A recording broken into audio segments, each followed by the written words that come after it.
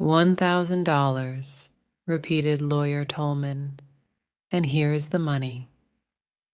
His voice was formal and distant. Young Jillian laughed as he touched the small package of money. It's such an awkward amount, he said to the lawyer. With $10,000, you can really have fun. Even $50 are less of a problem. You heard your uncle's will, continued Lawyer Tolman. Did you listen carefully?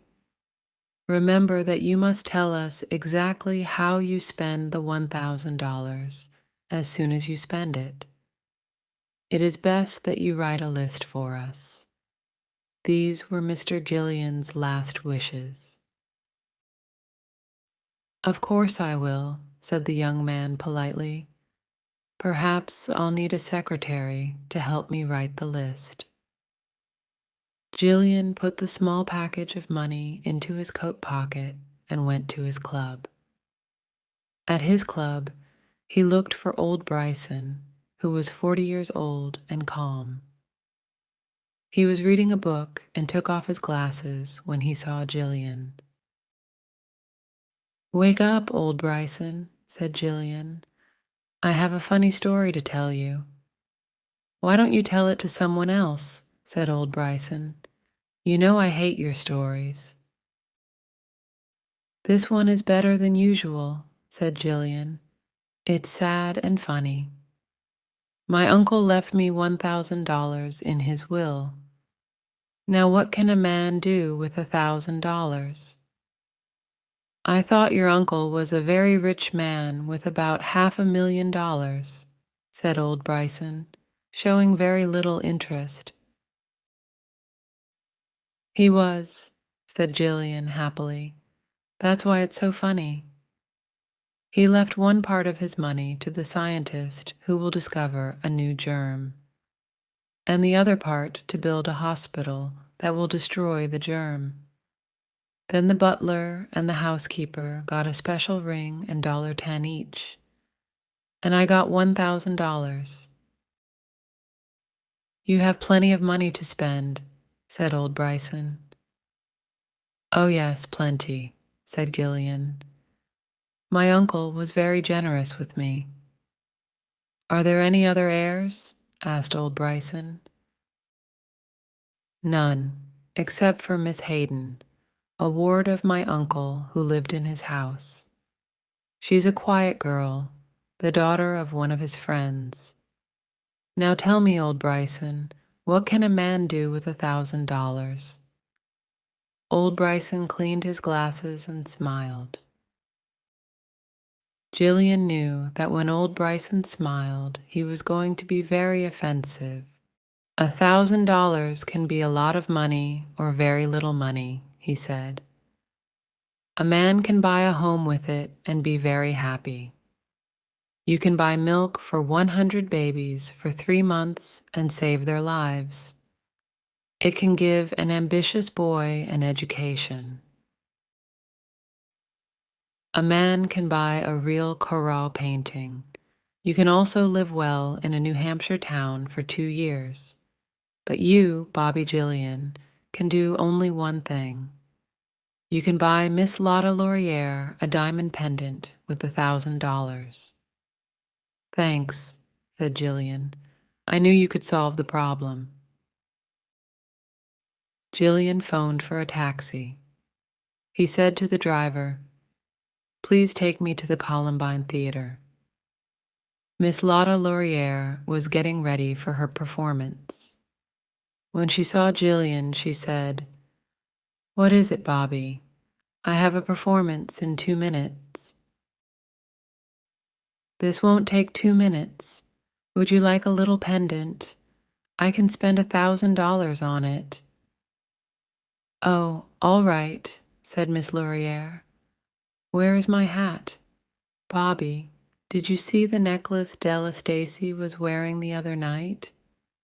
It cost $2,200 at Tiffany's, but all right. Miss Laurier, you're on stage in a minute. cried the manager of the theater. Jillian returned to his taxi. What can a man do with $1,000? He asked the driver. Open a saloon, said the driver immediately. I know a perfect place for a saloon where I could make lots of money and... Please drive until I tell you to stop, said Jillian. They drove down Broadway, and Jillian saw a blind man on the sidewalk. He was sitting on a chair and selling pencils. Jillian got out of the taxi and stood in front of him. Excuse me, he said, but what can you do with $1,000? You just got out of the taxi, didn't you?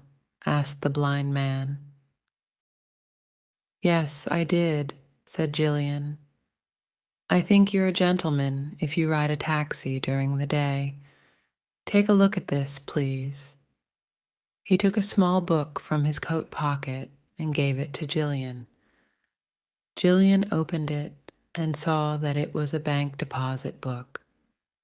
It showed a sum of $1,785. Jillian returned the bank deposit book and got into the cab.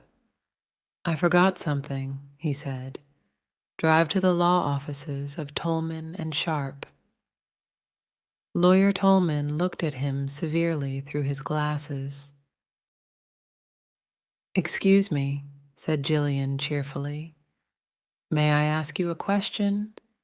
Did my uncle leave Miss Hayden anything besides the ring and the $10?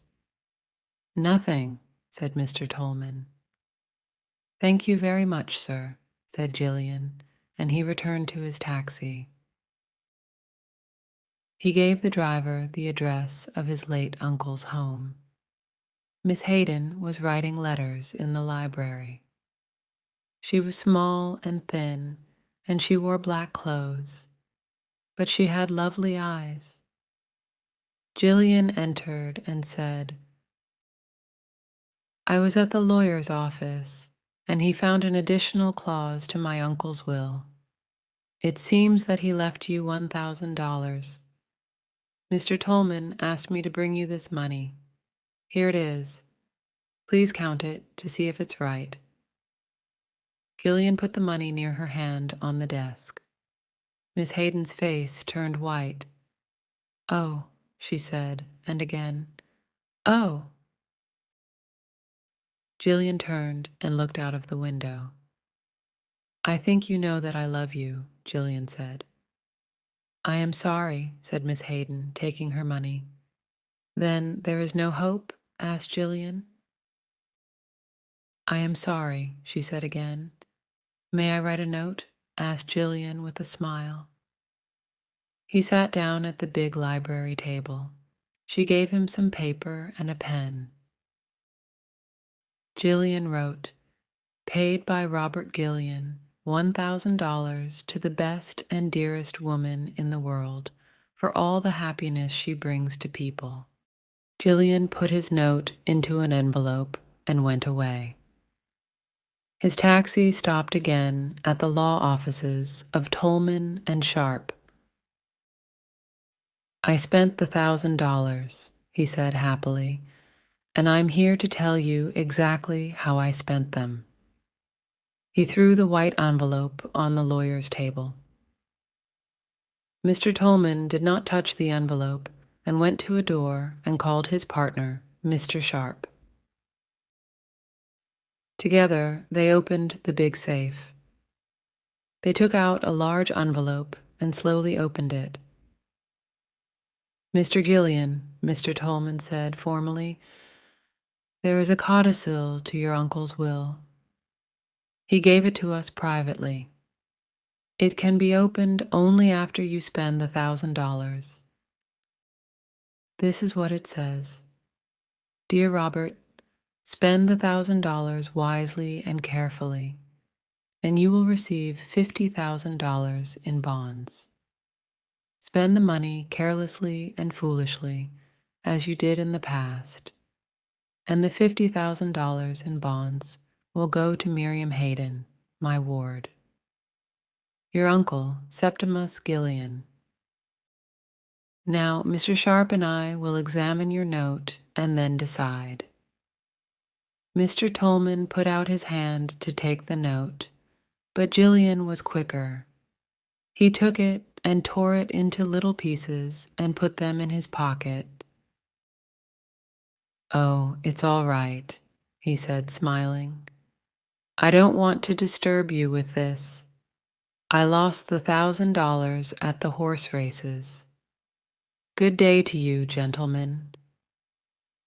Tolman and Sharp looked at each other and shook their heads. Jillian left and whistled happily as he waited for the elevator.